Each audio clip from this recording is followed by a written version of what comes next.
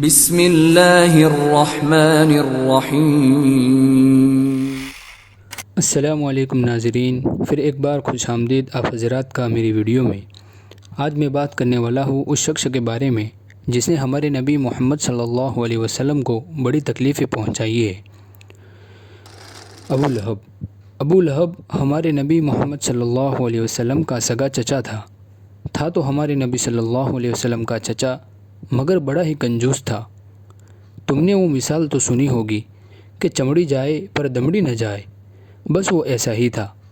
پیسے کے مقابلے میں وہ کسی کی محبت کی پرواہ نہ کرتا تھا۔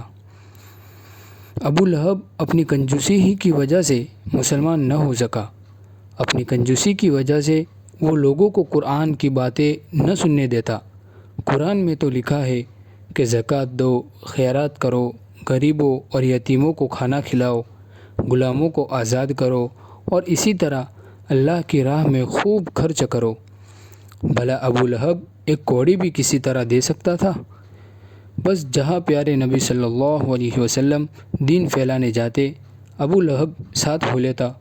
آپ صلی اللہ علیہ وسلم لوگوں کو قرآن سناتے، اللہ کے حکموں کو دوسروں تک پہنچاتے، اور توبہ توبہ ابو لہب پیچھے پیچھے کہتا پھرتا، یہ سب جھوٹ ہے، اس کے کہنے میں نہ آنا۔ آپ حضرات نے تو سنا ہوگا کہ آپ صلی اللہ علیہ وسلم کے راستے میں کانٹے بچھائے جاتے تھے، آپ پر کوڑا کرکٹ پھینکا جاتا تھا۔ ان سب باتوں میں ابو لہب آگے آگے ہوتا تھا۔ اب سنو ابو لہب کی موت کیسے ہوئی۔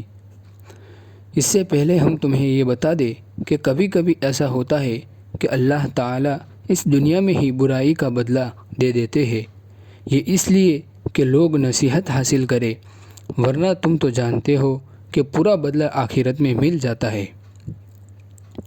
اچھا تو سنو، ایک بار ابو لہب کی چیچک نکلی، ایسی چیچک نکلی کہ سارا بدن سڑنے لگا، ایسی بدبو آتی کہ ناک تک ندی جاتی۔ اس کے 2 بیٹے تھے، لیکن وہ بھی پاس نہ جاتے۔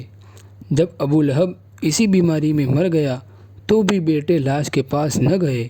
لوگوں نے کہا سنایا تو بس یہ کیا کہ دور سے ہی لاش کو کسی نہ کسی طرح سے دھکیل کر دیوار کے پاس کر دیا اور اوپر سے کنکر پتھر پھینک کر دفنا دیا۔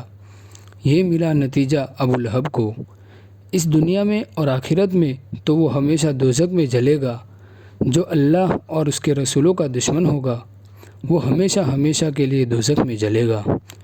شکریہ آپ حضرات کا میری ویڈیو کو آخر تک دیکھنے کے لیے، اور مزید ایسی ویڈیوز دیکھنے کے لیے چینل کو سبسکرائب کر لیں۔